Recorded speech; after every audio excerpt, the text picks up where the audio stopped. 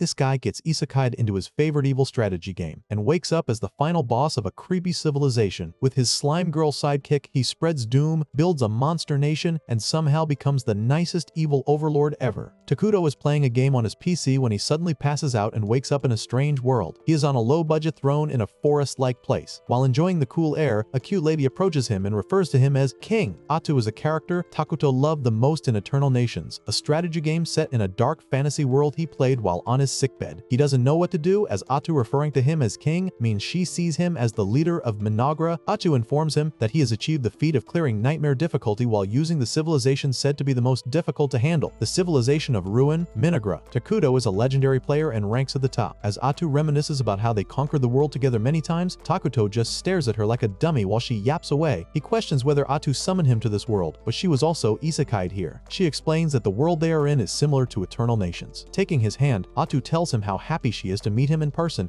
and proposes that they build a kingdom just for the two of them, to which our pajamas-clad king agrees. Atu dramatically pledges her loyalty to him. They then decide to isolate themselves from other civilizations. Takuto produces a really ugly scout, which they make use of anyway. His emergency production calls for an emergency because what is that? It's like if a bug had a failed plastic surgery. Their plan is to gather information about other civilizations without being discovered by anyone. The long-legged bug, acting on Takuto's orders, runs off to check the area around them. Its voice makes cricket and mosquito noises sound like melody. Takuto can also share the long-legged bug's vision, just like in the game. He calculates the mana they have used and realizes that they don't have enough to create a warrior. Atu offers to fight instead, but Takuto knows that if they face a higher-ranking monster, she would be easily defeated, putting Minagra in a risky position. No need to worry that much, they could scare away even Godzilla with that weird scout bug they've got. So far, their flash, long-legged scout bug has not encountered any animals or monsters. Takuto passes this information to Atu, who then realizes how useless she is to them. Takuto comforts her, and she goes right back to her bubbly self. Eventually, the bug stumbles upon a community of dark elves, confirming that they're indeed in a fantasy world. Takuto knows that if there is another civilization nearby, it would be bad for them since he is trying to avoid war, which is the reason he wants them to stay hidden for now. According to Takuto, Minagra is a peace-loving civilization, so he suggests they just observe the elves while gathering more information on their surroundings. Atu applauds him, and they do a weird hee-hee-hoo chant. Just then, some dark elves enter their territory, and both parties are surprised to see one another. A little flashback: Gia, the head warrior of the dark elves, is leading his team to search for food for their dying population. One of his team members suggests leaving the forest, but they would have nowhere else to go. Elm is worried that, since they are in an accursed land, they might not find anything good, but Gia encourages them not to give up. They continue walking and soon encounter Takuto and Atu. To the dark elves, Takuto appears as a really dark being, literally. Gia is shaking in his boots or elf shoes. He knows that any action he takes could affect the fate of his entire tribe. He decides to bend the knee, and his followers follow suit. They really gave our boy the statue of God treatment from Solo Leveling. He introduces himself and his clan, the Mazaram clan, while being very careful with his words. When Atu asks him why he trespassed, he explains, still trembling, that his clan was persecuted and driven from their land. Gia adds that they ran out of food along the way and have been unable to find more. He recalls the sufferings they've endured and is terribly upset when, suddenly, an apple appears before him. Takuto produces more, but Gia is too scared to eat it. Not his people, though, who have already dug in. Getting unalived by starvation isn't an option. At this point, they get apples from Snow White's stepmother even. Seeing them enjoy the food, Takuto produces pears and enough provisions for their entire clan. Everyone is happy, except for Atu. The dark elves depart with the food and return to their camp. Elves who are almost giving up can rejoice as Gia and the others bring back lots of food. Everyone eats to their satisfaction, and the camp becomes lively once again. When Gia is asked how he managed to get the food, he simply says he happened to find it. Later, Gia sits by the fire and is joined by Moltar, the leader of the dark elves. Moltar compliments Gia but senses that something is wrong. Gia tells him about his encounter in the forest and describes Takuto as a legendary being. Moltar assumes Gia has met the King of Ruin. He knows of a prophecy that speaks of the king who would bring ruin to all and force everything to start over from scratch. Gia admits that Takuto was beyond their understanding, but Atu had clarified his words to some extent. Moltar, however, is unsure if the being Gia encountered in the forest is truly the King of Ruin, but he knows it's not anything good. Now that he's full, he senses that the forest is abnormal. He questions whether Gia offered Takuto anything in return, as an evil being would not grant charity without expecting something in exchange. Moltar grows even more upset when Gia refers to Takuto as "Your Grace" and scolds him for it. Gia doesn't care. Takuto helped them, and it's only natural to show him respect. Bro really tasted the food and named the mysterious Dark Lord Your Grace. Moltar decides he will handle any further negotiations with Takuto as the leader of the elves. Meanwhile, Atu is talking Takuto's ears off about being so generous and wasting their scarce mana. Takuto apologizes, saying he'll do anything she asks. She feels he is doing too much, but her mood softens when he tells her he needs needs her. She apologizes for going off on him. Takuto seizes the opportunity to confess that he felt too awkward to say anything meaningful to the elves. Atu, however, thought he was simply playing the role of a lord who dislikes long-winded speeches. Their conversation continues with the bug observing quietly, looking like it annoyed the Hulk along the way and got its face rearranged in a serious beatdown. Molter and Gia plan to return to Takuto, eager to learn what he demands in return for his favor. They know that to survive, they need Takuto's powers, and if they leave the forest, they will struggle to find food again. So basically, they need Takuto because Bro can magically produce food. They set out. Meanwhile, Bug was watching them. Bug announces its presence with an ear-piercing sound. When Atu scolds Bug for interrupting her conversation with Takuto, he explains that he summoned it. Bug informs Takuto that the Dark Elves are on their way. Takuto still believes that having them nearby will cause problems. He wants to tell them to take the food and leave soon, but his communication skills suck, just like yours. Atu offers to be his spokesperson and pass on whatever information he wants to say, helping him increase his aura. They come to an agreement, and Atu is more than happy to help out. When Molter and Gia arrive, Molter introduces himself to Takuto. After Atu permits him to speak, Molter thanks Takuto for the food and asks for Takuto's name. Takuto nods to Atu to share, and she does, but stresses that they have to address both her and Takuto respectfully. Molter promises to engrave their esteemed names into the souls of his people. It's really not that deep, bro. Anyways, Takuto is pleased that everything is going well until Atu asks them to take the remaining food and leave. That's when Molter reveals the real reason for their visit. Molter asks how they can repay Takuto's kindness toward the elves, but Atu assures them that there are no strings attached. Even if there were, they wouldn't be able to satisfy Takuto because they are poor. When Molter hesitates to respond, Atu's expression darkens and she assumes they are plotting something. Now things are not really looking good. Takuto calls Atu aside and she immediately shifts to her bubbly self. He shares what he wants, but Atu is not having it. She feels that they should slay all the elves and put their heads on a pillar. It's giving evil queen energy, only that she's not a queen. Takuto reminds her that they want to build a good relationship with the elves, and her plan will not really get the job done. Atu reluctantly informs the elves that Takuto is willing to accept a price in return for his kindness. Molter thanks him for even considering it, and Takuto can sense that Molter is worried he might demand something evil. Atu then wonders what price they should ask for, and Takuto asks for information about the world beyond the forest. Molter eagerly agrees to share everything he has heard and witnessed. Atu tells them to leave the forest once they finish their discussion. Molter requests permission to stay with them in the forest, but Atu is quick to say no. Gia wants to insist, but Molter stops him and thanks Takuto for even listening. As they walk away, Takuto questions whether he made the right decision. He knows they have no chance of survival elsewhere. He calls them back and offers them the chance to become his citizens. They are all surprised, and Atu asks Takuto what he aims to achieve. He explains that he was considering using a refugee system. He knows dark elves are neither good nor bad, and that if they accept them as refugees into their civilization, they would become evil beings like them and would be able to coexist. Atu insists that dark elves are different from Minogra's main citizens, the homunculi, and that there is a risk of conflict. Takuto reminds her how disgustingly ugly the homunculi look and asks if she can bear a life with only them as citizens. Atu sees his point and agrees. She relays the information to the elves and also informs them that once they become citizens of Minogra, they will turn evil. As Takuto and Atu make their way through the forest to the elves' camp, Atu notes that it took quite a while for the elves to agree to become citizens, but Takuto understands how difficult it was for them to accept even after knowing they will become evil, even though it's their best option. Upon arriving at the camp, the elves bow in respect. Takuto's aura is so powerful that it causes one elf to pass out. The others avoid looking directly at him, fearing it would be disrespectful. Takuto takes his seat on the elven throne, and Atu announces that they are all accepted as citizens of Minogra. A system message appears notifying them of the agreement. Atu officially declares their citizenship status and promises them safety under Takuto's rule. Gio wonders why they haven't turned evil yet, and just then, he begins feeling a crazy rise of hatred deep within him. Hatred for those who oppress them. Every elf feels it too, followed by the joy of being cared for by Takuto,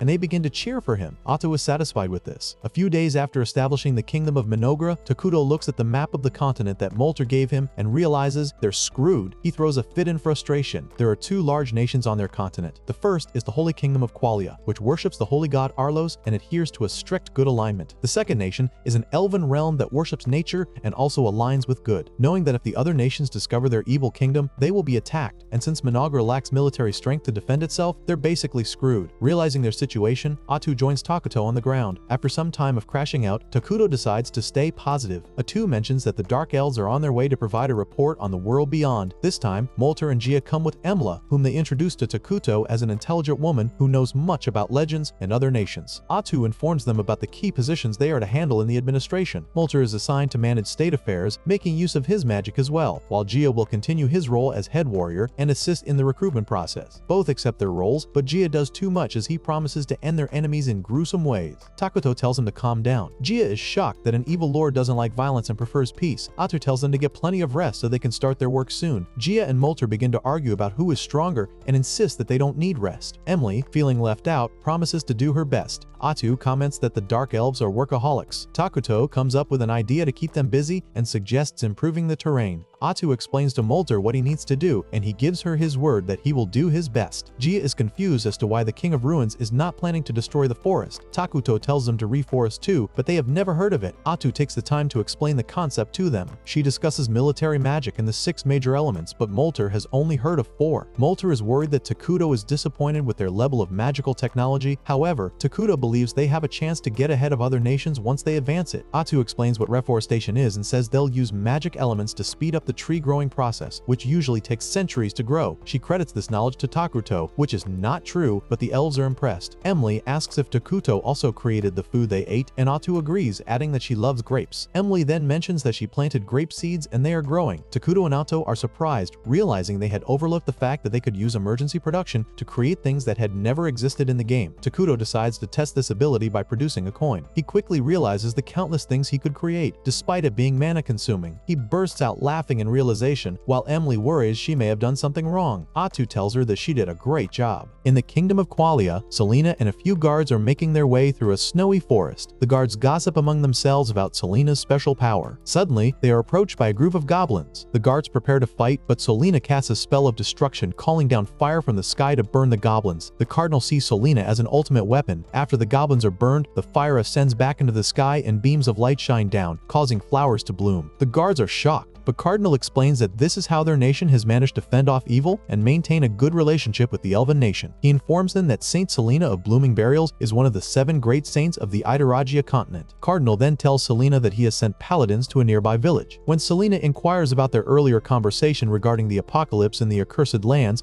and her request to dispatch paladins to investigate, he informs her that the central authority would never agree to it. Selena insists that she will go on her own, but Cardinal warns her against it, telling her she is no longer the simple village girl she used to be. Seeing as she's not backing down, he reluctantly agrees to send some people and walks away cussing at her. Back in Minagra, Atu encourages the people to start working on construction. Before long, the work is complete, and Takuto loves the results. Atu is eager to begin building their civilization. The administrators gather for a council meeting, but before they start, Emily gifts Takuto an outfit, and now he looks like a femboy. During the council meeting, Takuto becomes distracted by how much he loves his chair and struggles to concentrate. They decide to proceed without him. The council discusses community affairs, and Atu presents a weird-looking talking flesh tree that will be planted for food. The elves are surprised, having never seen anything like it before. Atu explains that it's one of their civilization's food production facilities. This tree grows human meat and produces a large harvest. Takuto claims it feels illegal, and Moltar expresses concern that the people might not want to consume human flesh. Atu assigns Emily the task of planting the tree, and when it speaks to her, she becomes more frightened. The council discusses other topics, including research and magical technology. Atu says they need to focus on military magic, as ordinary magic can only be used to attack a few people, unlike military magic that can attack a larger population. Moltar agrees to oversee recruiting for the magical research. When it comes to military planning, Gia volunteers to organize an army, but Takuto states that they do not plan to spend effort on that. Atu adds that armies do not produce anything and instead consume magic. Gia points out that their current warriors lack the strength to protect the king, and Moltar notes that he and Gia have a bounty on their heads for leading the elves. Everyone turns to Takuto for a solution,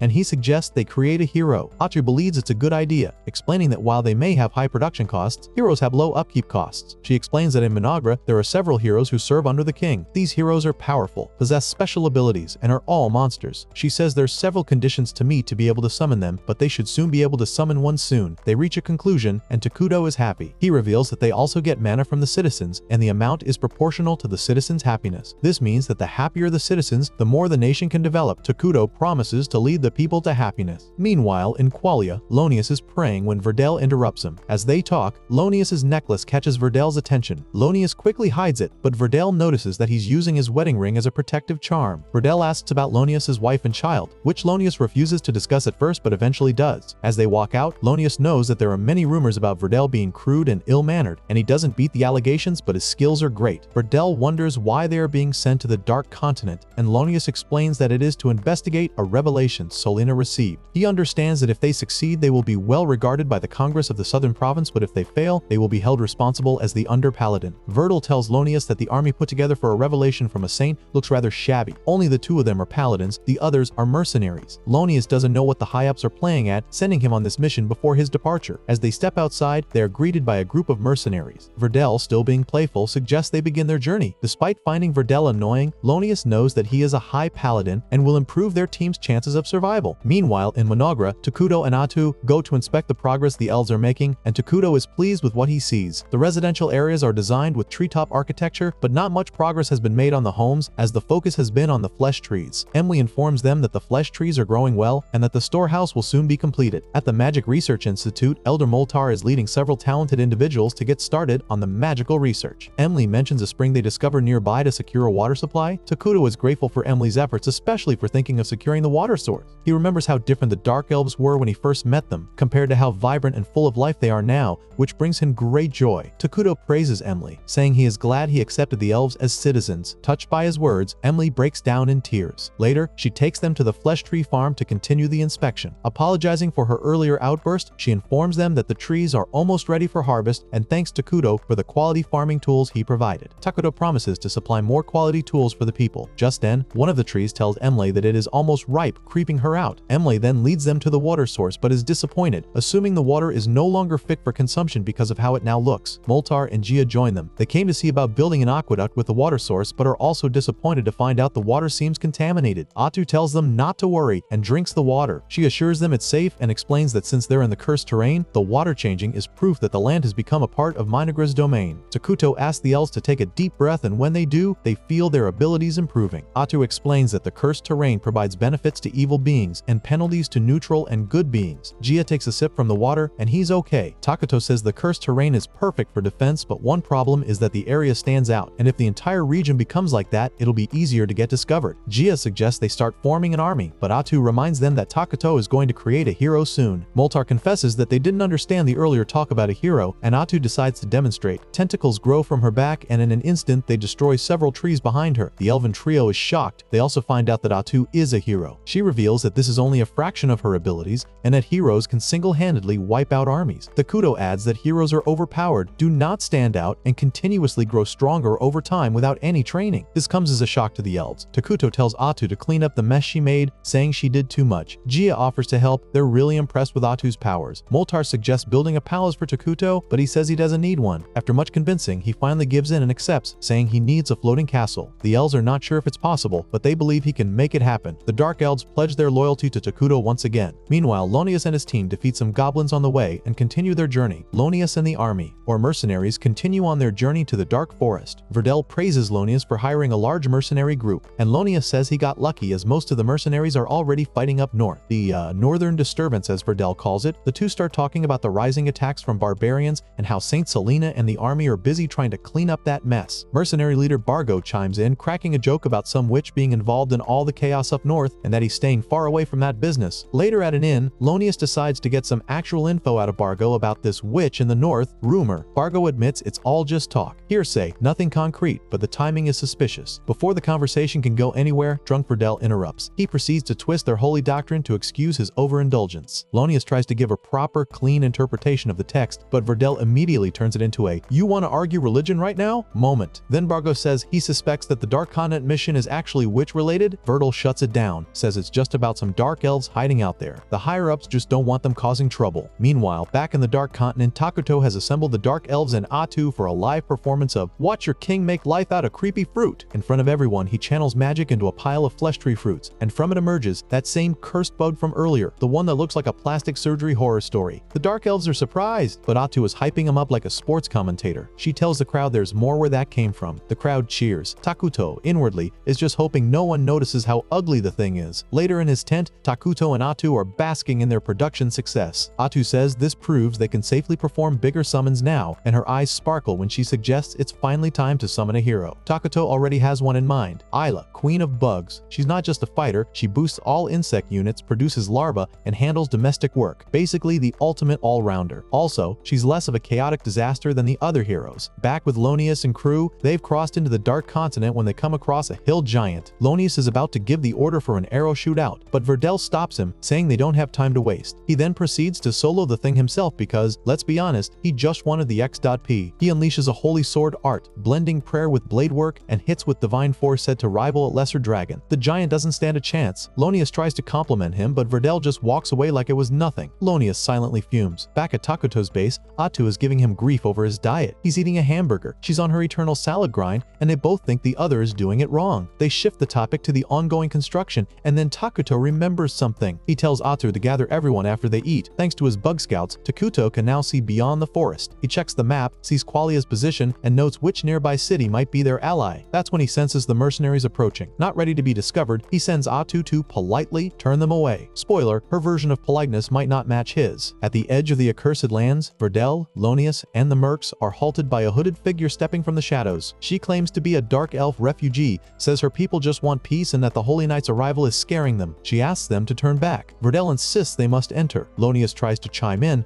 but Verdel snaps at him like he just insulted his mother. The back and forth continues. She swears there's nothing dangerous in the forest, but Verdel tells her the truth. They're here because of a divine revelation about a calamity lurking inside. The mercs are stunned. Lonius, furious. That was a national secret and Verdel just said it out loud. Verdel basically tells him to shove it. Sometimes secrets need to be shared. Lonius is now convinced Verdel's a traitor and vows to report him. The hooded figure begs again for them to leave. Lonius senses bad vibes all over her and becomes convinced she's hiding something. Verdel asks her to swear by God that the forest poses no threat. She swears by her God. That's suspicious enough for Lonius, but Verdel suddenly calls it, investigation over, we're leaving. Lonius has had enough. He strips Verdel of command, calling him out for spilling secrets and abandoning the mission. He orders the mercs to follow him into the forest. Verdel orders Bargo not to, but Bargo reminds him they're on Lonius's payroll. Lonius even orders the hooded figure seized. Next thing Lonius knows, he's waking up on the ground in a puddle of blood. Around him, broken spears, shattered swords, and unalive men everywhere. The air is thick with iron and something far worse. Verdel stands nearby, grim-faced. He's sure they're up against a witch, and there she is, the hooded figure, holding several mercenaries up with her tentacles. She drops the disguise, smirking as she talks about how life doesn't always go the way you want. It's Atu. Meanwhile, Takuto can see everything that is happening. Verdel shouts at Bargo to send someone back home to inform them about what they have encountered. Bargo tells him that Atu has unalived their messengers. Atu confidently declares that she's the monster they've been looking for. She's really giving villain vibes. Verdel knows they have no choice but to fight, so he orders everyone into combat formation. Amused, Atu watches them prepare to defeat her. On Verdel's command, they fire arrows at her, but as a true hero, she effortlessly blocks every single one. Excited for the battle, Atu mocks their efforts. Verdel and Lonius, surprised by her prowess, listen as Atu claims it's Lonius's fault for prying into matters he shouldn't. Lonius then asks Verdel what is really going on. Verdel reveals that, although it is confidential, when a saint receives a revelation confirmed by the upper ranks, the monster is designated as a calamity and referred to as a witch. Atu interrupts their little chat. Verdel and Lonius decide to attack her themselves. They cast the Holy Sword spell and charge at Atu, successfully cutting off her tentacles. Atu is surprised. Verdel's strategy is to cut off her remaining tentacles first. However, Atu is unfazed. She knows about the divine attack. Verdel and Lonius attack again, cutting off one more each. Just then, Atu uses her last two remaining tentacles to attack two mercenaries, tying them up. She confesses that she underestimated them and assumes that they won't attack her for fear of hurting the men. To her, that's human weakness. But to her surprise, Verdel and Lonius, determined to win and protect their land, attack her, cutting off the last two, even if it meant hurting the two mercenaries. Verdel then attempts to finish Atu off, but she has been playing them all along and flashes a creepy smile. They played right into her trap. Blood drops on Lonius, it's Verdel's, and Atu has her tentacles in him, lifting him so everyone sees. He tries to tell Lonius to run, but she ends him before he can finish. Lonius, in shock, notices that Atu's tentacles have regrown. Realizing they have been played, he orders everyone to run, hoping at least one person will survive to warn their homeland. Lonius strikes at Atu again, but she defends using Verdel's sword. She's able to use the Holy Sword art, as she acquired the skill once she ended Verdel. She also acquired his fighting skills and knowledge. A fierce clash of swords ensues between them. Lonius then realizes that Atu steals everything from those she sends back to their creator, becoming stronger with each victim. Atu blames him for Verdel's death and tells him that Verdel was worried about him even till death. Lonius is pushed back by their clash. He has hope that the mercenaries have escaped. However, Atu has placed dark elves nearby to ensure that no one gets away. Realizing he is the last one left, Lonius attacks Atu again, but with a creepy smile on her face, she ties Lonius, leaving him suspended in the air. She feeds into his guilt, blaming him for everything that has happened, saying that if he had obeyed Verdel, he would have returned to his family. She then promises to end his family and whoever they had contact with before finally putting him out of his misery. Gia arrives to inform Atu about their successful elimination of the mercenaries. He questions whether she meant what she said to Lonius, but she laughs it off, claiming she was merely joking. She immediately excuses herself, saying she has information for Takuto. Once she has told Takuto everything, he realizes that their world is different from the game. Atu explains that although some game mechanics are applicable, they should operate with the mind that this world functions differently. But Atu's powers have improved better than in the game,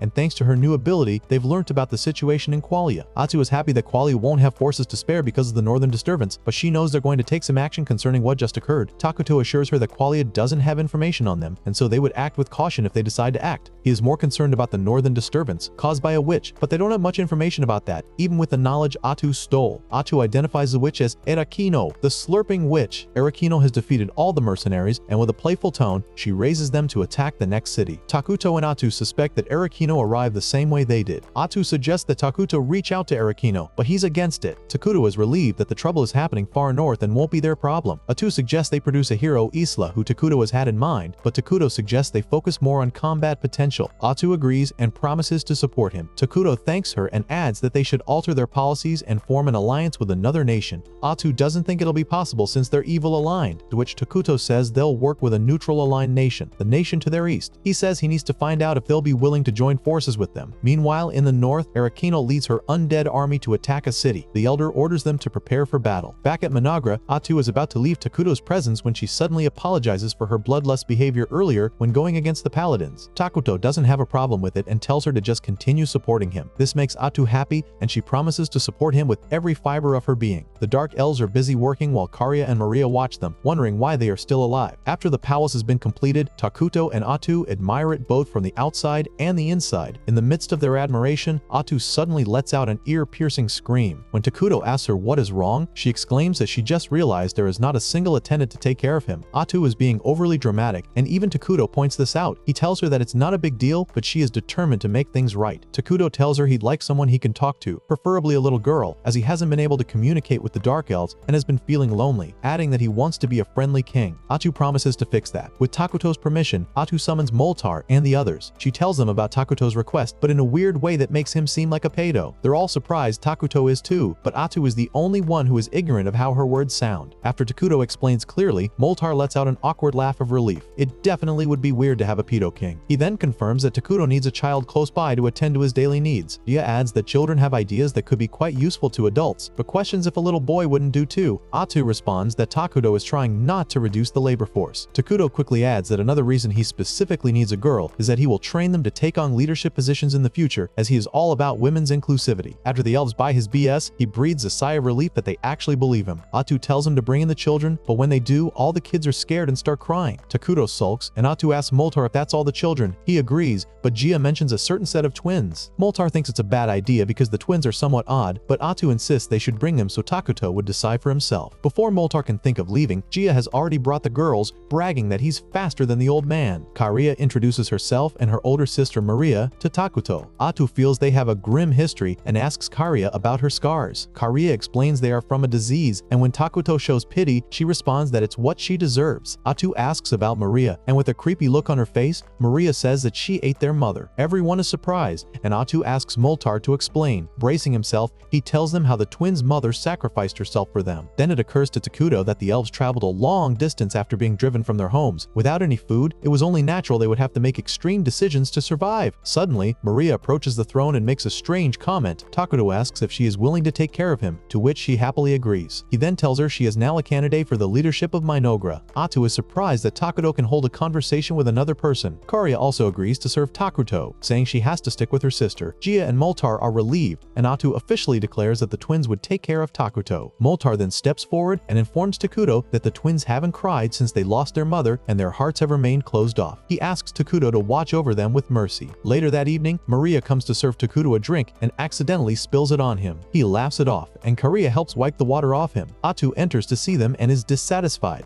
She informs Takuto that they're about to have a meeting and tells the twins to attend as well. During the meeting, Emily gives a report on the construction and the remaining resources. Atu tells her to start the construction of a clinic next, as that'll guarantee everyone is in good health. The next topic is resources, which Emily is also in charge of. Atu realizes they lack staff, which is pretty obvious given that only 3 elves attend all board meetings. After Emily's report on resources, Moltar gives feedback on their research about military magic. He explains that presently, only he can perform the magic, and that casting powerful magic with the ruined mana being provided by the palace would be beneficial to them. Atu tells him to proceed as planned and move to the 6 major elements in the magic tree. The next subject is military, and Gia gives his own report. He tells them that the long-legged bugs are surveyed surveying the territory surrounding the accursed lands, and they found out that the land beyond the forest is all plain. They're still being cautious and can't obviously go further. Atu informs them of their plan to produce a new hero, Isla, Queen of Bugs. She asks about the resources they need, and Moltar says they've secured it and have finished transporting them to the ritual site. Takuto realizes that only Mana is left, which means he's the one holding everyone back. The meeting continues for a while, and everyone is engaged except Takuto. At the end, everyone is tired and Atu dismisses them. Takuto returns to the throne room with the twins. Maria trips and scatters all the papers from the meeting. Korea rushes to help her, and they accidentally rip a paper. Takuto laughs it off and tells them it's okay. The twins are disappointed. When Takuto settles down,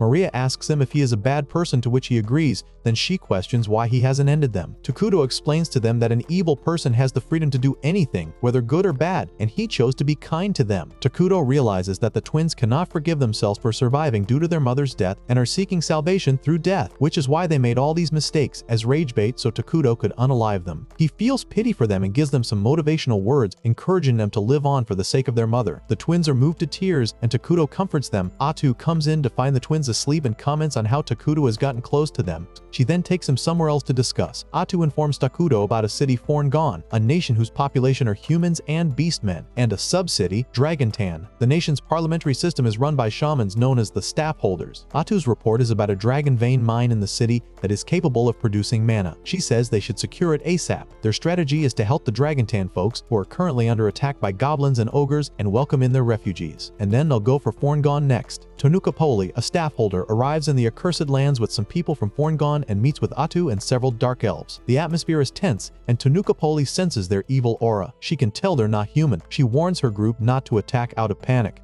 Atu instructs the elves to stand back. She's about to eliminate the beastmen when Pepe suddenly introduces himself and asks for Atu's name. His friendly nature causes Atu to change her mind. As they make their way back to Managra, Atu expresses her surprise that they sought an audience with Takuto. Pepe begins yapping about the various adventures he had on their journey, while Atu and Tonukapoli ignore him to continue their conversation. Upon arriving at the palace, Tonukapoli is frightened by Takuto's appearance, fearing that her choices have backfired. She recalls how Pepe almost defeated a hill giant, but it got back up, and Tonukapoli had to cast a spell to subdue it, allowing the warriors to finish the job. Tonukapoli scolds Pepe for not acting more like a leader, especially since he is the youngest staff holder, but Pepe is still being all goofy. Tonukapoli then informs him that they are heading to the accursed land, as they receive signs of the apocalypse there and were told to investigate. She knows that if the attacks continue, everyone will eventually be wiped out. This situation is worse for a detached city like Dragontan, as they cannot send an army to help, and she is uncertain whether the attacks are from the accursed land, so they need to go check. Tonukapoli regrets taking Pepe along to such a dangerous place. But Pepe's not scared. He approaches Takuto and introduces himself, suggesting they should be friends. Tonukapoli is extremely scared and immediately apologizes on Pepe's behalf, but Takuto's response is surprising to her. He accepts to be friends. Atu then congratulates him on making his very first friend. Tonukapoli can't understand what's going on. She's probably wondering, are they evil? Are they not? Everyone settles to eat except Takuto, who quietly watches them. Tonukapoli and Pepe are both served an apple drink. It's the first time they've tasted something so amazing. Tonukapoli also comments on the beauty and quality of the utensils, and Atu, as usual, sings praises of Takuto. Pepe asks for another drink, and Tonukapoli gives him that stern, motherly look, but bro doesn't care. He moves around chatting with everyone. Takuto envies Pepe's social skills. He knows he could never pull that off. It's his first time having a friend and he doesn't know what to do, but he knows he has to act friendly to prove they're not hostile. While Tonukapoli is scolding Pepe, Takuto calls his attention, asking to play a game together. Everyone pauses, all eyes on Takuto, and there's an awkward silence until Pepe happily agrees to play. They play a few games while the rest watch, and at the end, Pepe suggests that Takuto should sell the game to Forngon Jacko. Takuto agrees, as he had already planned to open trade between their two countries. After the meal, Pepe tries to rest as he's obviously full and a bit tired from all that running around. However, Tonukapoli interrupts his calm, saying he's too relaxed. What do women actually want? Takuto and Atu give each other a knowing look, and they go straight into business mode. Atu questions why Tonukapoli paid them a visit. Tonukapoli explains that barbarians have been attacking their country, when, naturally, barbarians should avoid large cities. She knows something is off. She mentions that they have come to the accursed lands to further their investigation. Takuto figures that they lack military might, but Tonukapoli, not wanting to be at a disadvantage, lies, claiming that they managed to drive off the barbarians and are merely trying to be safe by investigating, nothing too deep. She adds that two of their strongest staff holders have been sent to investigate. Everyone is impressed, until Pepe suddenly interrupts, saying he thought they came because their country would perish if they didn't find a solution. Tonukapoli is really mad now. Bet she regrets not letting the poor boy take a nap. Atu then let their intentions be known to Tanakoppali. She first of all informs Tanakoppali that they don't mean harm, as they're a nation of peace and would help them, but in return, Forngon would give joint control of their dragon vein mine. Tanakoppali thinks for a few seconds, then asks Pepe to decide, since he's the best judge of character in their nation. Pepe happily agrees, and they forge an alliance. Later that day, Takuto and his council have a meeting to discuss their next move. They have agreed to export provisions and toys to Forngon in exchange for daily necessities and metal goods. They know that if it weren't for Pepe's slip, they would not have reached an agreeable outcome. Karia asks to speak and questions what kind of country Forngon truly is. They realize they know very little about it. Takuto suggests they should focus on Dragontan since Forngon's capital is far away. Moltar questions what excuse they would use to visit another country, and with the newfound friendship between the two nations, thanks to Pepe, Takuto says that they can send out a few people to pay their respects before formally heading there. Moltar offers to go, but he's too important to Managra, and so is every other person at the table. Maria and Karia then offer to go, but Takuto cannot trust that they would be safe. After pleading with him for a while, Takuto eventually gives in, and Atu is kinda pissed that Takuto caved in to the pestering of someone other than her. Emily raises her concern that the twins cannot go alone. Takuto suddenly has a light bulb moment. He knows just the right guard for them. After the meeting, Atu is sulking. She's still pissed about the whole caving in situation. Takuto tries to explain, and Maria calls his attention. She tells him to tell Atu what he's thinking. This just upped Takuto's riz game, and he does a very good job rizzing Atu that she cannot help but fantasize about being together with him in the future, making her all flushed. Later, Takuto and Atu take the twins to the newly built clinic where he shows them their guard, a unit they produced not long ago. The guards are eager to go on whatever mission Takuto has for them. These medics not only treat injuries and diseases, but they can also fight to protect themselves and others. Atu passes the mission Takuto has for them, and the medics are excited that they get to act like humans and accept the mission. Because of their enthusiasm, Takuto decides to give them names as a reward for the job they're about to do. This further adds to their excitement, and Maria is also really excited. The medics already start referring to each other by their new names, and they're quite dramatic about it. Maria matches their energy too, and Takuto is left wondering if he went too far. Meanwhile, in Dragontan, the mayor, Antalise, makes a fuss about all the work she has to do as mayor. She had assumed that after leaving the Elven nation, she would enjoy a carefree life and fall in love with a handsome man, but that was all delulu. Antalise is also upset that she has to work with evil beings to protect the city and says she has never heard of Minogra. Just then, a lady enters to inform her about visitors. The girl is scared of Antalise's appearance, so Antalise has to put on her pretty face, but immediately she hears she has visitors. She is back to her scary face and is not interested in seeing them until the girl says the visitors are from Minogra. Antalise meets with the twins looking all happy, but she is cautious about the medics because of their dark aura. When the twins introduce themselves to Antalise, she remembers that Tanakoppali mentioned that the twins are candidates for future leadership positions in Managra. Antalise realizes that if she treats the kids badly, it could cause major problems. She nervously asks what brings them to Dragontan. Since the twins are unable to answer, Jiro steps in and informs her that their visit is because Pepe, the staff holder, had invited them to come and play. He adds that they're there to learn about life in Dragontan. Antalise is confused, and Jiro explains that their visit is the first step to ensuring a peaceful and smooth exchange between their two nations in the future. Jiro adds that since the kids are still learning, Antalise should avoid bringing up official talks and should just consider them tourists. Antalise is relieved, but still knows she has to be careful not to offend the twins. Antalise then offers to show them around town, trying to make sure they leave with a good impression. She's also trying to dodge the tons of work she has to do. As they explore Dragontan City, Takuto observes them having fun, but Atu reminds him that he needs to continue working. Later that evening, after saying goodbye to Antalise, they review their findings from the day. Maria recalls that the citizens were not doing well. She is sensitive to people's emotions and can get a vague idea of how they feel. Jiro gives Maria something she requested. It's a popple grass. Karia is familiar with it and informs the others that the plant can cause powerful hallucinations, which is why it has been banned in most nations. Knowing it's not safe, Maria throws it away on Jiro's orders. Karia is aware that someone is cultivating the plant, and she feels bad for Annalise, who is doing her best for the city. Saburo says they have to be cautious going forward. The next day, they head to the Dragon Vein mine, which is breathtaking and brings back memories of their mother reminding them that the world is filled with beautiful things. Suddenly, this dude approaches them, ruining their beautiful moment. Vesta tells them that popple grass grows very well there, and asks them to join forces with him and grow popple there, since the land would be controlled by Managra too, and they're both evil aligned. He gives them a location to meet later that night to discuss the matter further. Although Karia takes note of the location, she is not interested in Vesta's proposal. The next day at the mayor's office, the twins thank Antalise for taking care of them, and she tells them to present her in the best light to Takuto. Just then, Vesta enters, and Antalise is not pleased to see him. Vesta doesn't care. He's here to get his reply from Karia. Upon hearing this, Antalise assumes that the kids are joining forces with Vesta against her. Karia catches a whiff of Annalise's thought and assures her that they're not interested in growing popple grass with him, which is why they did not visit the secret location he gave them. Karia then asks if Annalise would allow the medics to handle Vesta and his men, to which Annalise agrees. Vesta, however, is not intimidated. After all, he has the pulpal grass extract and threatens to inject the twins with it. Karia warns that he would be making an enemy out of Minagra if he laid hands on them, but Vesta doesn't care and insults Takuto. He also adds that one drop of the injection would make them do as he says. He signals his men to engage. The fight ends in seconds, with the medics brutally defeating the men. Vesta is left shocked by the swift defeat. Meanwhile, back at Minagra, during Takuto's lunch break, Elme questions why they decided to send the medics as the twins' guards instead of their warriors. A2 responds that even though the medics care for humans and demi-humans, they are not humans themselves. They possess the ability to heal and protect, but they can also inflict harm if necessary. They are referred to as brain eaters. Vesta is terrified as the medics try to clothe themselves in human skin. He pleads for his life, but Karia refuses to spare him since he said some evil things about their precious king, Takuto. Antalise is scared, and Maria comforts her. She orders the medics to end him, and they do just that. This gives them enough skin. Antalise is traumatized, having witnessed the whole scene,